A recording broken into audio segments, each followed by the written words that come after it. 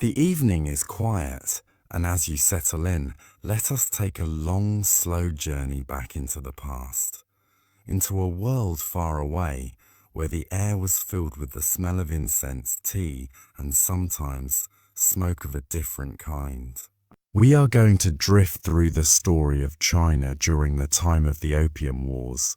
It is not a tale of quick battles and flashing swords, though those things did happen. Instead, we will wander slowly through the long background, the endless negotiations, the quiet ships that floated into harbours, the merchants who wrote letters by candlelight, and the officials who sighed over reports written with careful brushstrokes. It is a story where centuries of trade, misunderstandings, and stubborn pride built up slowly, like layers of dust upon an ancient scroll. So let us begin gently with the long and steady rhythms of history. For centuries, China was a land both admired and envied by outsiders. Its silk, its porcelain, its teas, all were considered treasures in Europe and beyond. The rolling plantations of green tea leaves in the southern provinces supplied endless ships that sailed away toward the west. Porcelain bowls, so fine that they rang like bells when tapped, made their way to dinner tables in faraway lands, and silk, soft and shimmering, seemed almost magical to those who first felt it. Yet China itself was not especially eager to buy goods from abroad.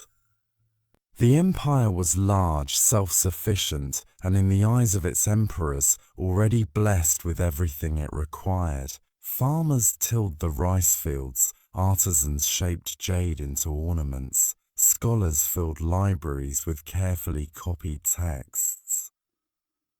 What need was there for European cloth or machines or trinkets when the empire already contained all that mattered? This imbalance caused a slow but steady problem. For the British, who loved their tea, there was a hunger that grew each year. The more tea they drank at breakfast tables and afternoon gatherings, the more silver they had to pour into the hands of Chinese merchants. The flow of wealth was one way. Silver left London and vanished into China, while little went back in return, except the tea, porcelain and silk that seemed endlessly in demand. Merchants began to grumble. Officials in Britain grew concerned. Something had to be found that China would want to buy. And in the shadows of these calculations, the story of opium begins to drift into view. Opium was not a new substance. For centuries it had been grown and used in different parts of the world, often for medical reasons. A bitter sap taken from the poppy flower, it could dull pain, ease suffering, and bring on sleep. But it could also be smoked, producing a dreamlike state, a floating calm that many found difficult to resist. In India, controlled by the British East India Company, the poppy fields spread wide across the land. The red flowers swayed under the sun, their sap harvested and prepared for trade. The company soon discovered that opium could solve their problem. If China would not buy their wool or glassware, perhaps it would take to this substance instead. And indeed, it did. At first, the trade was small, almost unnoticed. Ships carried the cargo quietly, but as the years passed, more and more of the bitter resin arrived on Chinese shores. Coastal smugglers, traders and local dealers spread it into towns and villages. The habit grew. Smoke curled up in tea houses, in private homes, even in the barracks of soldiers. What began as a trickle became a flood. By the late 18th and early 19th century, the opium trade was no longer hidden in shadow. It was everywhere. And with it came problems. Men spent their earnings not on rice or cloth, but on smoke. Families fell into ruin. Soldiers, once strong, weakened in discipline. Officials sworn to loyalty slipped into corruption, taking bribes to look the other way. The emperor and his court could not ignore it forever. Reports piled high on their desks.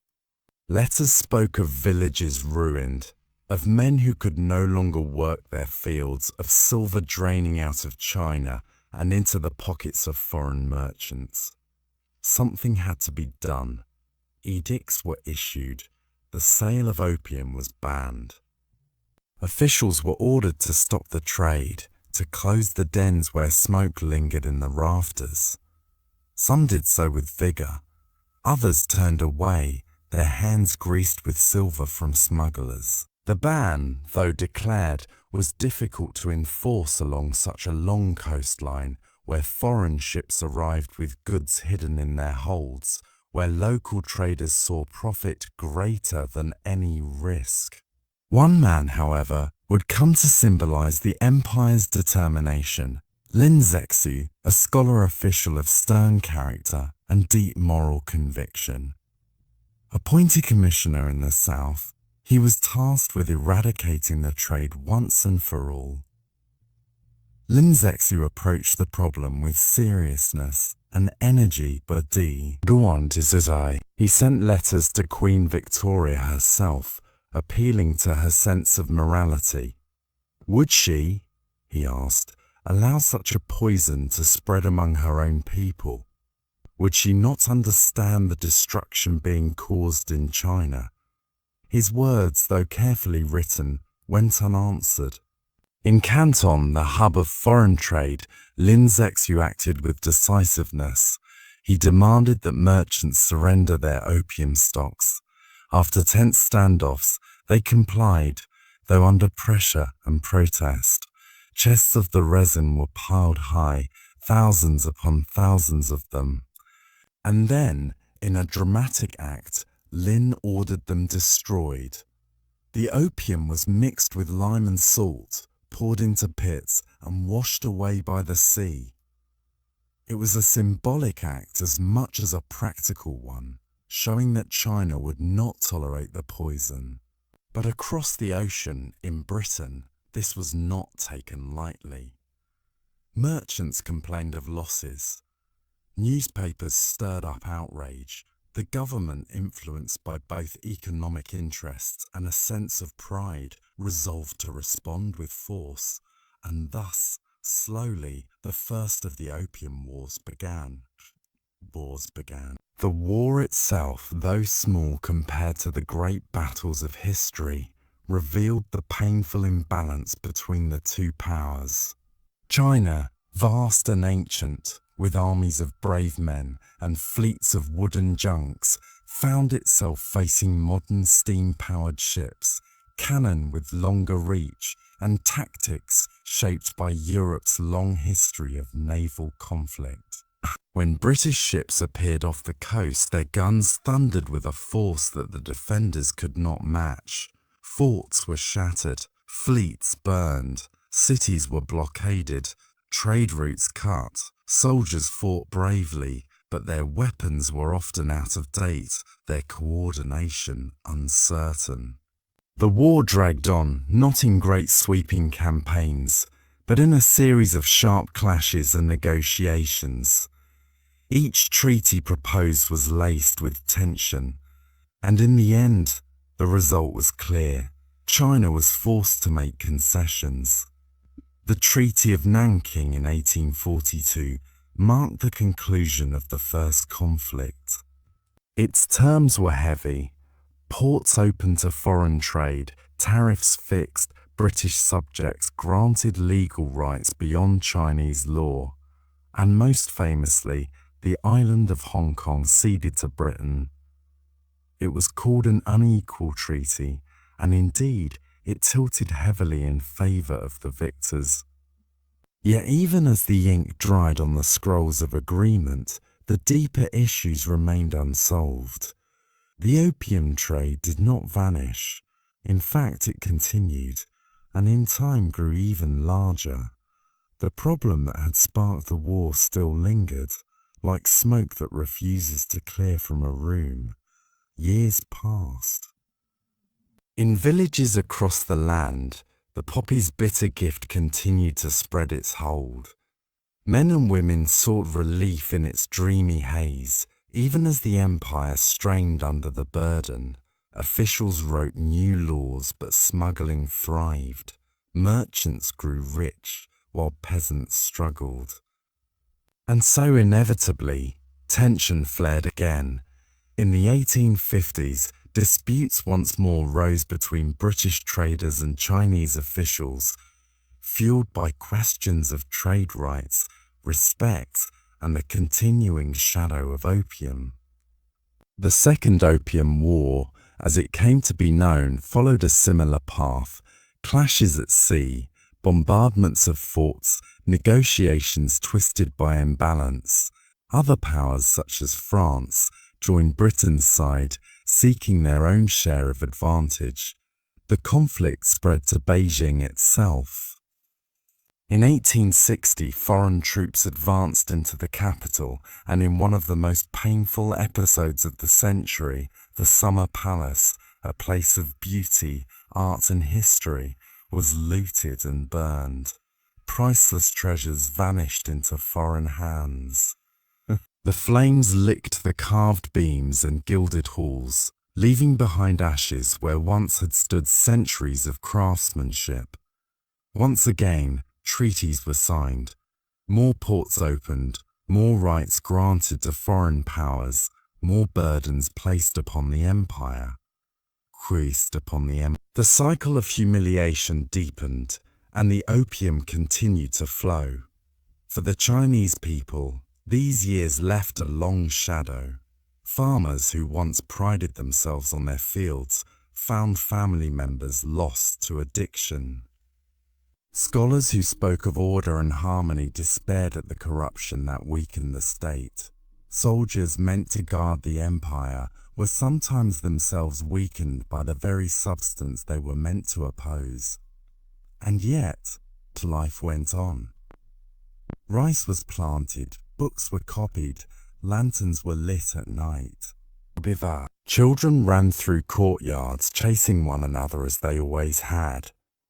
Markets buzzed with voices selling vegetables, fish, and cloth.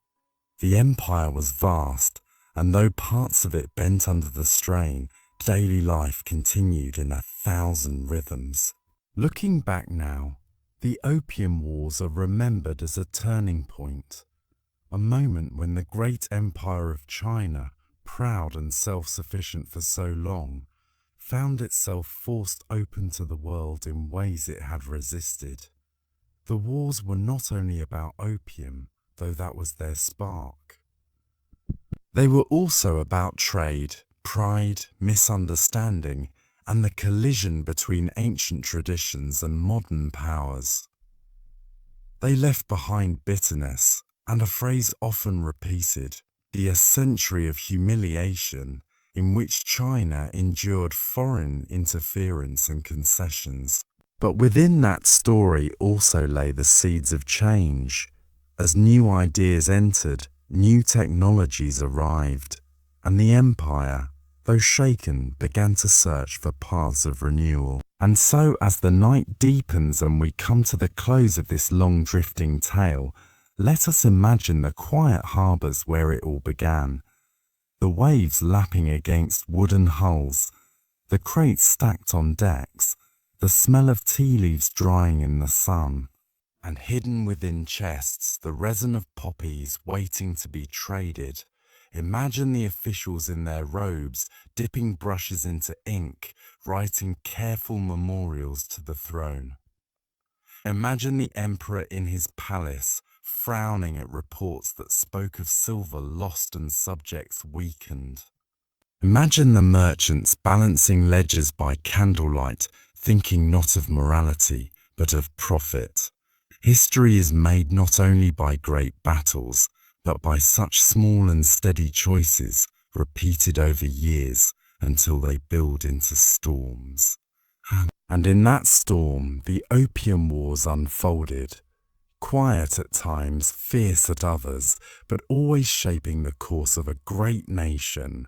Now, as we leave the past behind, let the smoke of history drift away. Let the clamour of ships and markets fade into silence. Rest as the story folds itself up like an ancient scroll, return to its shelf for another night. The night is long, and our story continues, drifting once again across the seas and into the quiet candlelit rooms of 19th century China. We have spoken of emperors and merchants, of treaties and battles, of the heavy weight of trade and politics. But beneath these high matters of state lay the lives of countless ordinary people. It is among them that we will now wander slowly and carefully to understand what life was like during the age of the Opium Wars.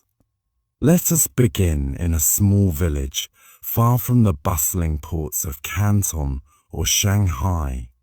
The year is somewhere in the early 1840s.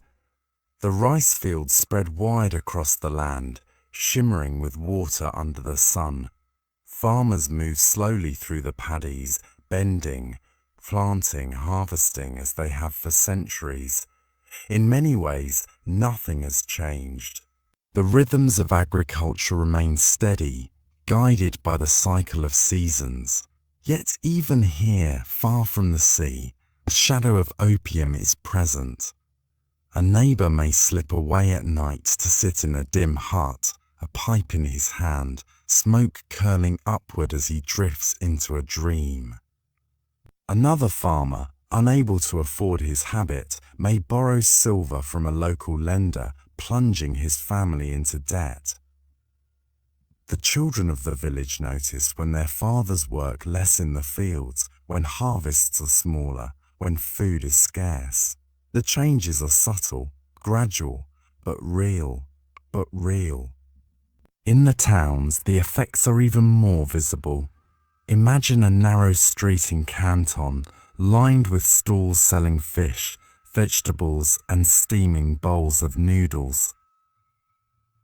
Among them stands a low building, windows shuttered, yet from within comes the faint glow of lantern light. Push the door aside and one enters an opium den. Mats are spread upon the floor.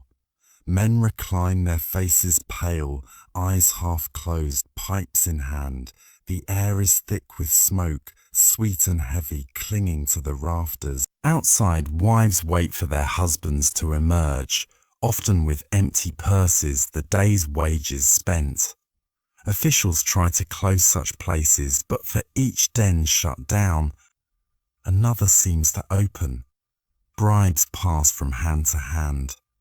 The police patrols are poorly paid, and the profits of the trade are tempting. Traders whisper in alleys, smugglers unload crates from small boats at night, and the habit spreads further still. Meanwhile, in the great coastal ports, foreign merchants live in compounds set apart from the local population. Tall warehouses stand along the water's edge, filled with bales of tea, rolls of silk, crates of porcelain, and hidden away, boxes of opium. The merchants write letters home to London or Calcutta, recording their profits, their losses, their frustrations with Chinese officials. By candlelight, they tally silver coins, each one a symbol of wealth flowing out of China and into foreign hands. They are not always cruel men, nor do they always think of themselves as villains. Many simply see trade as trade, business as business. The harm caused by their goods seems far away, invisible. They sip tea on their verandas, discussing shipping routes and market prices, unaware or unwilling to know how many lives their cargo has touched. Among the Chinese officials, the mood is different. In Yemen offices, clerks copy reports by brush and ink, Pages pile up with accounts of seizures, arrests, confiscated pipes, destroyed shipments. The language is always formal, respectful, addressed to superiors and ultimately to the emperor himself. But between the lines, frustration shows. For each success, 10 failures slip through. For each arrest, many more smugglers go free. Lin Zexu himself, stern and determined, works late into the night. His desk is cluttered with scrolls, petitions, and maps of coastal defences. He knows the task before him is immense. He knows also that foreign powers are watching, ready to act. His moral certainty is strong, but even he cannot control the entire tide. And then, of course, there are the soldiers. Ordinary men drafted into service, standing in muddy forts along the coast or aboard wooden junks patrolling the harbours. Their weapons are often old, bows, spears, matchlock muskets that spark and smoke. Against them are foreign ships with iron sides, steam engines, and powerful cannons. The imbalance is plain even to the soldiers themselves, yet still they stand guarding the empire's shores. When the British ships fire their guns, the noise is overwhelming, the explosions terrifying. Walls crumble, wooden ships splinter, men scatter. Some fight bravely, some flee, others simply stare in shock at a kind of warfare they had never before imagined. Daily life during these years is marked by uncertainty. Merchants wonder if the next treaty will raise or lower tariffs. Villagers wonder if the next harvest will feed their families. Fishermen watch as foreign warships loom on the horizon, blocking trade. In Beijing, the emperor worries about rebellion in the provinces, about silver draining away, about enemies foreign and domestic. And yet, life continues in small ways. Festivals are still held, with lanterns lighting the night. Now, families gather for New Year, preparing dumplings and lighting firecrackers. Scholars still prepare for examinations, memorizing Confucian texts, hoping for a place in government service. Children chase each other through courtyards, laughing, their games untouched by the great struggles of their time. As the wars stretch on, new voices join the chorus of history. Missionaries arrive, bringing with them books, schools, and sometimes medicine. Some Chinese welcome their teachings, others reject them fiercely. Foreigners walk in the streets of treaty ports, their presence both strange and familiar. Symbols of change that cannot be ignored. The Summer Palace burns in 1860, its treasures carried away. Yet in villages far from Beijing, farmers rise at dawn as always, tending to chickens, ploughing their fields. The empire bends under the weight of humiliation, but does not collapse. It endures, as it has endured for millennia. And through it all, the smoke of opium lingers. In humble huts, in wealthy mansions, in city dens and rural homes, pipes are lit and dreams begin. For some, it is escape, for others ruin. For the empire, it is both a symptom and a cause of deeper troubles. The wars may end, treaties may be signed, ports may be opened, but the poppy's shadow remains.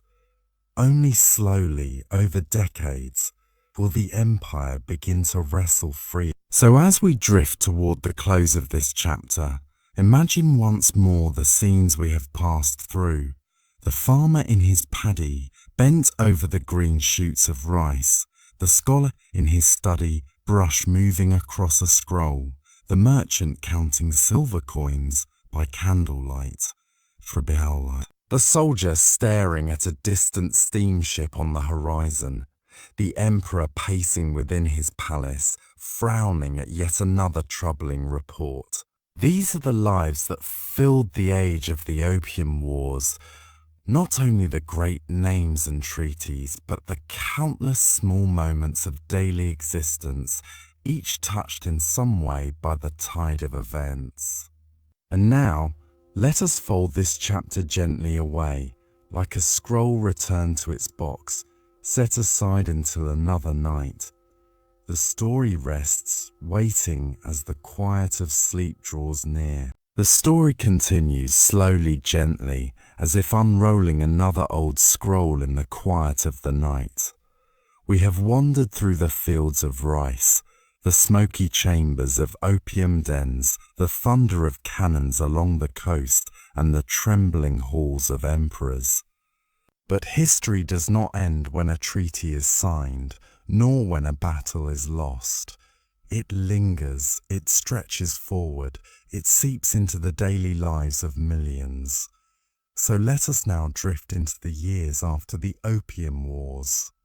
The wars themselves ended with signatures on paper, with treaties written in neat brushstrokes, with foreign diplomats bowing and Chinese officials pressing seals into wax. But what followed was a slow unfolding of consequences. Some immediate, others revealed only over time. The First War ended in 1842 with the Treaty of Nanking. At first glance, the terms seemed clear. Ports would be opened, silver would change hands, territory would be ceded. Hong Kong, a rocky island at the edge of the South China Sea, passed into British control. To some in the West, this was a triumph. To those in China, it was a humiliation. But what did this mean for ordinary life? For the farmer planting rice, perhaps not much at first. The fields still needed tending. The seasons still brought rain and drought. Yet slowly, the effects began to filter down. In the ports, foreign merchants now walked freely, their goods spilling into markets, their presence no longer confined to narrow quarters. In the treaty ports, Shanghai, Canton, Ningbo, Fuzhou, Xiamen, new neighborhoods appeared with foreign buildings, foreign shops, foreign ways of life. Imagine walking through Shanghai in the 1850s. Along one street, traditional Chinese houses with tiled roofs, red lanterns swaying gently in the breeze.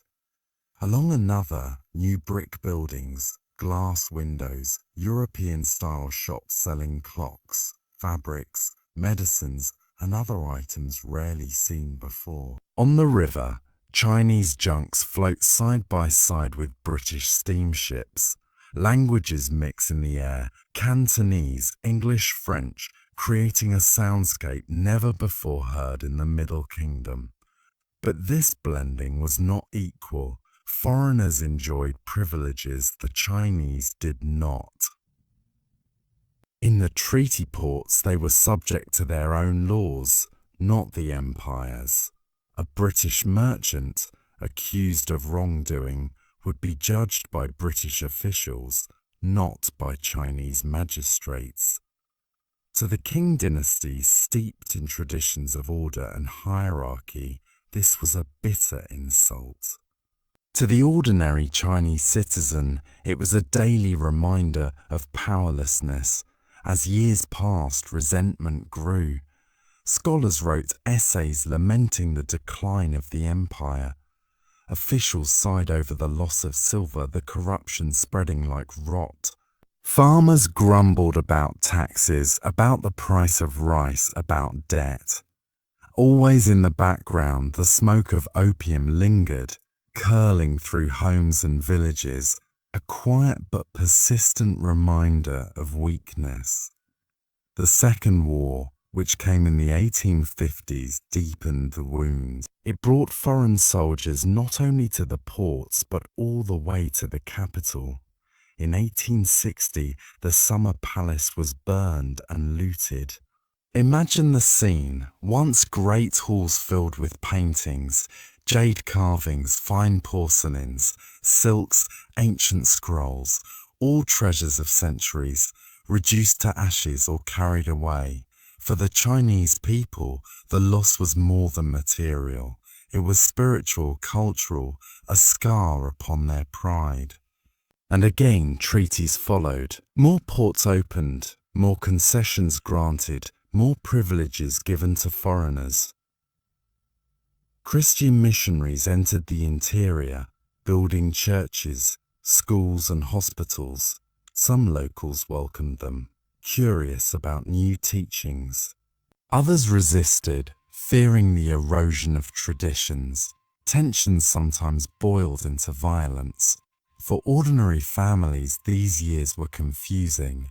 A farmer's son might see a foreigner in his town for the first time, dressed in strange clothes, speaking a strange language. A merchant's daughter might handle a pocket watch imported from Europe, marveling at the ticking hands. A scholar preparing for the imperial examination might wonder if the classics of Confucius were enough to prepare him for a world where cannons and steamships had such power. Daily rhythms continued, but the world felt changed. Markets sold both rice and foreign goods. Streets echoed with both temple bells and church bells. Children played traditional games with bamboo toys, but also eyed imported glass marbles with curiosity. Life was a blend of old and new, comfortable and unsettling, familiar and foreign. The Qing government, meanwhile, struggled to maintain order. Its armies had been humbled, its finances strained, its authority challenged. Local uprisings broke out, not only against foreigners but also against the dynasty itself. The Taiping Rebellion, beginning in the 1850s, tore through the land, bringing devastation to millions. Though not caused solely by the Opium Wars, it was fueled by the atmosphere of crisis they had created. So the empire faced threats on all sides, foreign powers pressing from without, rebellions rising from within, corruption spreading through its officials, and addiction weakening its people. It was a time of exhaustion, of weariness, of uncertainty. And yet, through all this, ordinary life endured. Picture a tea house in Suzhou. Scholars gather at a wooden table, sipping steaming cups, discussing poetry, philosophy, and politics. Some lament the decline of the dynasty. Others shrug, focusing on the beauty of a poem, the flavor of the tea, the fleeting blossoms of spring outside. Or picture a mother in a small village, lighting an oil lamp at dusk, preparing rice porridge for her children. The world beyond her village may be filled with treaties and battles, but her concern is simply whether the harvest will be enough, whether her husband will return sober from the opium den, whether her children will grow strong. Or imagine a missionary school in a treaty port. Children sit on wooden benches, learning to read and write not only Chinese characters, but also Roman letters. Some find joy in the new knowledge, others resist, whispering that they are abandoning tradition. The teacher, patient and gentle, hopes to bring change, but does not always understand the depth of what is being altered. In Beijing, the emperor and his officials grapple with reports. Their world is one of formality, ceremony, hierarchy. Edicts are written, policies debated, reforms considered. But beneath the silk robes and the golden halls lies a nervousness, a sense that the empire's foundations are no longer as solid as they once seemed. In the countryside, peasants continue their lives, planting, harvesting, paying taxes, enduring droughts and floods. For them, the empire's struggles are distant, yet the effects trickle down, higher taxes to pay indemnities, greater hardships as silver flows outward, fewer opportunities as officials struggle with corruption. The phrase "a century of humiliation" would later be used to describe these times. But for those who lived them, it was simply life. Difficult, confusing, changing. They did not yet know how long the humiliation would last, or what new storms the future would bring. They only knew their daily struggles, their small joys, their moments of hope and despair. And perhaps that is the deepest truth of this history, that while wars and treaties shape the grand narrative, it is in the quiet details of daily existence that history truly lives. In the farmer's furrowed brow, in the scholar's careful brushstrokes, in the merchant's tally of coins, in the mother's worried glance at her son. These small things, multiplied across millions of lives, form the fabric of an age. So let us close this chapter as gently as it began. Imagine once more the treaty ports, their streets filled with both Chinese and foreign voices. Imagine the countryside with rice fields glistening in the sun. Imagine the palaces of Beijing, their halls filled with anxious officials. Imagine the smoky opium dens, the laughter of children at lantern festivals, the solemn tolling of temple bells. These were the sounds and sights of China in the aftermath of the Opium Wars, an empire enduring, an empire wounded, an empire seeking its place in a world that had suddenly and irrevocably changed. And now, as the scroll of this story rolls itself shut, we let the voices fade, the lanterns dim, the ships sail away into the mist. We rest once more in the silence of history, waiting for the next tale to unfold. Let us continue now, slowly, as the story of old China moves forward after the fires of war. The cannons of the Opium Wars had fallen silent, but in their place, a new sound arose. The chatter of merchants, the creak of wooden carts, and the mingling of tongues in the treaty ports. Among them, none stood taller than Shanghai. Shanghai had once been a quiet river town, known for its fishing boats and rice markets, its temples nestled beneath willows, its narrow lanes filled with vendors selling steaming buns and bowls of noodles. But now, after the treaties forced open its harbours, it became a stage upon which the world would play.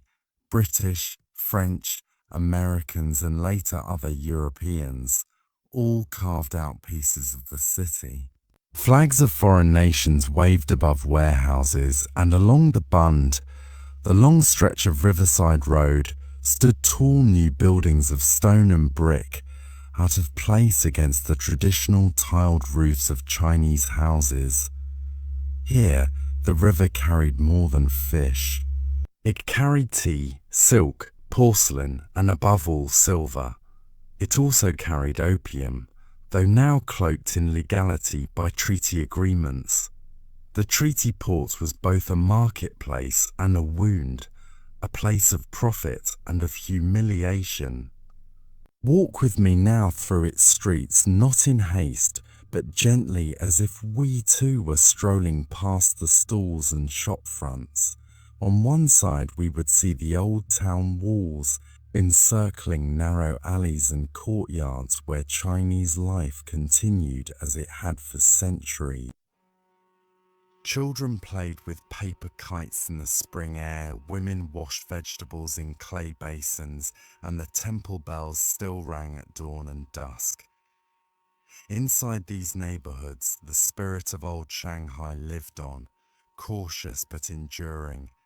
But beyond the walls, the scene was altogether different. Wide avenues lined with gas lamps stretched outward. European banks, warehouses, and consulates stood tall, guarded by stone lions and iron gates. Carriages rolled past, their wheels rattling on the cobblestones, while Chinese rickshaw pullers darted between them, sweating under the strain. The contrast between worlds was sharp. Ancient China and modern Europe standing side by side, sometimes clashing, sometimes mingling.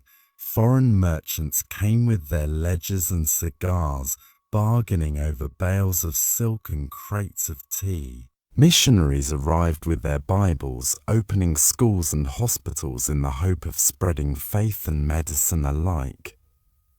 Diplomats, dressed in polished suits, wrote reports back to their governments, detailing profits and opportunities.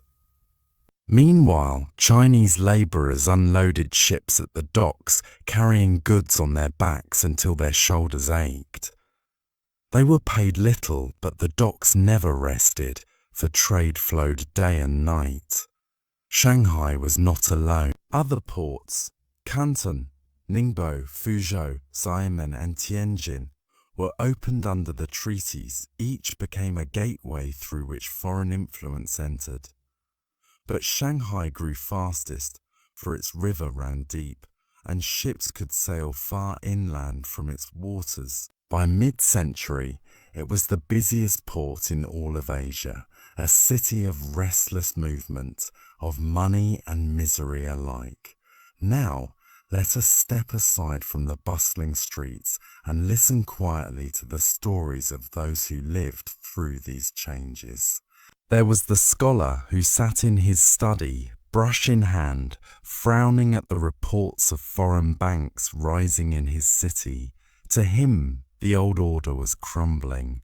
What was once under heaven's mandate now seemed to belong to foreign hands. Yet still he copied the classics, still he taught his sons the Confucian way, holding on to traditions as the world shifted around him. There was the silk merchant who saw the foreigners not as invaders, but as customers. Seder, his bolts of silk, once bound for Beijing or Nanjing, now found their way to London and Paris. The coins he received, silver dollars stamped with foreign eagles and crowns, jingled differently in his hand, but they bought rice and land all the same. He adapted as merchants often do, watching carefully which way the winds of trade blew. There was the mother of an addict who watched helplessly as her son wasted away in the corners of an opium den. In the dim light, the air thick with smoke, he lay with hollow eyes, his pipe resting on his chest.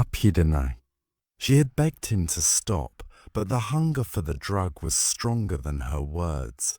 She walked home through the streets of Shanghai, past the grand foreign banks and the small Chinese tea stalls, wondering what future remained for families like hers. There was also the missionary teacher who gathered Chinese children in a small classroom near the docks. He taught them not only prayers and hymns, but also arithmetic, geography, and foreign languages. Some of the children listened eagerly, hungry for knowledge. Others sat quietly, repeating the strange words with little understanding. Outside the classroom, fishermen still mended their nets and vendors still cried their wares, but inside, a different world was being planted, one word at a time. And there were the rickshaw pullers, men with nothing but their strength, dragging passengers through the muddy streets from dawn to night. They lived in wooden shacks near the wharves, their earnings barely enough for food. Yet every morning they rose again, for the city needed them, and they needed the city.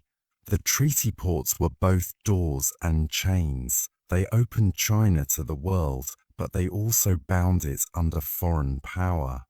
Extraterritoriality, the law that foreigners would not be judged by Chinese courts, meant that a British merchant who broke the law in Shanghai was tried not in a Chinese court, but by his own consular officials. To the Chinese, this was a daily reminder of lost sovereignty, a small humiliation repeated over and over. And yet, even in humiliation, life went on. Markets bustled, festivals continued, children played. At night, lanterns lit the streets, glowing red and gold against the dark.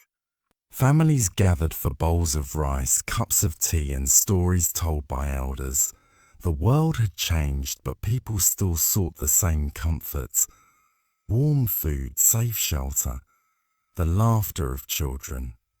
Shanghai and the other treaty ports became places of contradiction. They were cities where East met West, where hope mingled with despair, where fortunes were made and lives were broken. They were symbols of China's weakness, yet also seeds of its future, for in those streets lay the beginnings of modern industry, modern schools, and modern ideas. As the 19th century wore on, these ports would grow larger, more crowded, more restless. Foreign powers dug themselves deeper into the soil of China, but at the same time new generations of Chinese, merchants, students, reformers, began to look outward, learning, watching and preparing for a day when their nation would rise. But for now, in this quiet moment, let us leave Shanghai as it was in the years after the Opium Wars. A city of contrast, of sorrow and opportunity, where the Huangpu River carried ships from faraway lands, and where the people of China, weary but unbroken, carried on with their lives. The streets echo still with the shuffle of sandals and the creak of carts. The river flows steadily, as it always has, and the story of China, though wounded, continues to unfold. The Taiping Rebellion had ravaged much of China's heartland, leaving behind cities in ruins, farmlands abandoned, and countless lives lost. Yet while the empire was still reeling from those internal wounds, another storm gathered along its coasts. This time the danger did not rise from within, but pressed in from the sea, carried on ships flying the flags of Britain and France. These were not the wooden junks of local merchants, nor the scattered pirate fleets that had long harassed the coast. They were modern vessels, powered by steam and rigged with steel guns, floating symbols of industrial might and imperial ambition. Their arrival marked the beginning of what came to be known as the Second Opium War, a conflict that would once again drag China into humiliation, treaty concessions, and a slow unraveling of the old world. The seeds of this war had been planted long before its outbreak. The Treaty of Nanjing, signed in 1842 after the First Opium War, had forced China to open certain ports to foreign trade, cede the island of Hong Kong, and pay large indemnities. To foreign merchants, these arrangements seemed favourable, but not enough. Britain wanted greater access to the Chinese interior, freer trade in opium, and the recognition of its envoys as equals to Chinese officials. France, observing Britain's gains, also looked toward China with interest, hoping to expand its influence and protect the growing number of Catholic missionaries scattered across Chinese provinces.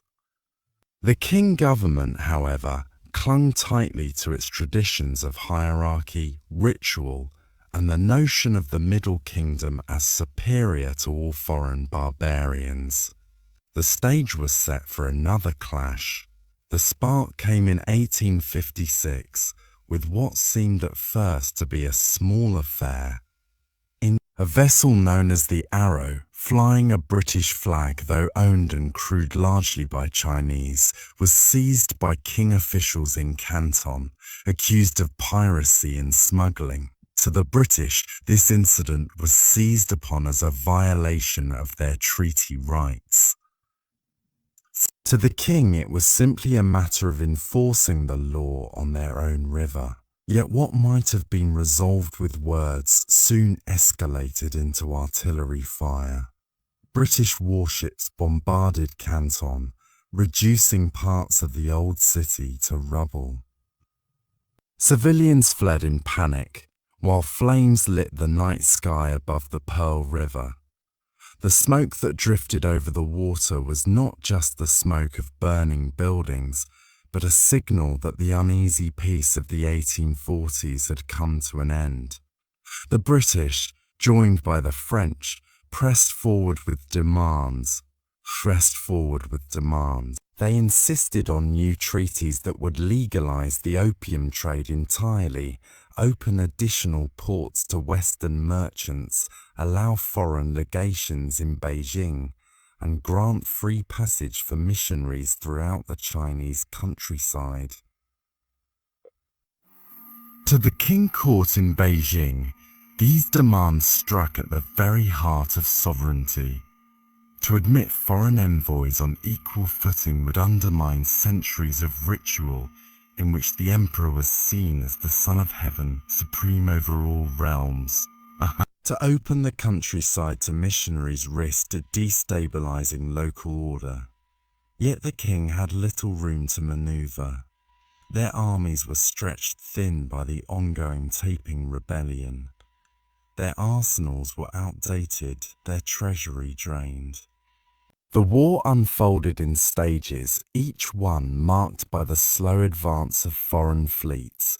In 1857, British and French forces launched coordinated attacks along the coast, capturing Canton and installing their own administration there. The once proud southern city, long a hub of Chinese commerce, now lay under foreign control, its gates guarded by soldiers in foreign uniforms, its streets patrolled by men speaking languages few locals understood. Merchants who had once traded silk and porcelain under imperial regulation now dealt directly with Western buyers, their profits growing even as resentment simmered. For ordinary townspeople, life became a daily balancing act between survival, adaptation, and the quiet endurance of occupation. From Canton, the conflict moved northward.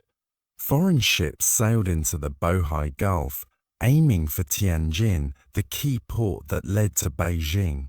In 1858, after a series of skirmishes and bombardments, the Qing were forced to sign the Treaty of Tangxin. On paper, it was a devastating agreement. It legalized the opium trade outright, opened more ports, allowed the establishment of foreign legations in the capital, and granted missionaries free movement within China. Yet, even as the ink dried on the treaty, resistance flared. Local officials, scholars, and villagers alike regarded the terms as intolerable. The court in Beijing hesitated to ratify the agreement, hoping that somehow the tide might turn. In 1859, when British and French envoys attempted to sail up the Peiho River to Beijing, they were met with unexpected resistance. At the Taku forts, Qing defenders unleashed a fierce barrage, sinking gunboats and forcing the Western powers into retreat. For a brief moment, it seemed that the empire had struck a blow of defiance, proving that it could still resist. Celebrations erupted in Beijing, where courtiers praised the defense as a sign of heavenly favor. Yet the triumph was fleeting. The foreign powers regrouped, sending larger fleets and more troops. In 1860, their advance resumed, relentless and overwhelming. This time, there would be no stopping them. The Allied armies marched toward Beijing, overcoming Chinese defenses with disciplined firepower and modern weapons. Villages along their path emptied as peasants fled into the countryside. Rumors of atrocities spread, blending fear with confusion. The Qing court, divided and uncertain, could offer little guidance. By the autumn of 1860, the foreign armies reached the very gates of the capital. What followed became one of the most infamous episodes of the war, the burning of the Summer Palace or Yuanmingjuan. This sprawling complex of gardens, halls and pavilions had been the jewel of the Qing dynasty, a symbol of imperial grandeur, filled with priceless art and treasures gathered over centuries. To punish the Qing for their resistance and the execution of captured envoys, British and French forces set the palace ablaze. For days, flames consumed the wooden structures, sending towers of smoke into the sky above Beijing. Statues melted, scrolls turned to ash, and fountains ceased to flow. The grandeur of the Qing emperors was reduced to ruins. For many Chinese, the destruction of the Summer Palace became the ultimate symbol of humiliation, a wound that lingered in memory long after the war ended. With the capital threatened, the Qing had no choice but to submit.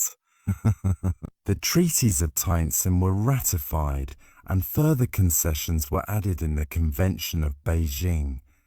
In addition to confirming earlier demands, these agreements ceded the Kowloon Peninsula to Britain, expanded trade rights, and imposed new indemnities. Once again, China was forced to bow before foreign power. For ordinary people, the consequences of the Second Opium War were both immediate and long-lasting. In the treaty ports, foreign settlements grew, filled with warehouses, consulates, and churches, streets that once echoed with the sounds of Chinese hawkers now heard the calls of English sailors and French priests. New goods appeared in markets, Western cloth, glass, and machinery mingling with traditional silk and tea. Yet alongside these novelties came opium. It spread deeper and deeper into the countryside, binding more families to addiction and poverty. Some welcomed the new learning, others resisted bitterly, seeing in it the erosion of tradition. Local gentry, who had once mediated between the throne and the people, now found their authority weakened by foreign interference. The Confucian ideals that had guided society for centuries seemed increasingly fragile in the face of Western intrusion. The Qing dynasty, though still standing, emerged from the conflict diminished. Its prestige was shattered, its sovereignty eroded. Foreign legations in Beijing became permanent reminders that the emperor no longer held supreme authority over his own land. Soldiers from distant lands patrolled streets that had once been the exclusive domain of imperial guards. Even within the Forbidden City, whispers of decline grew louder. Yet despite the humiliation, daily life for millions of ordinary Chinese continued in its quiet rhythm. Farmers still planted rice and wheat, bending beneath the sun as their ancestors had.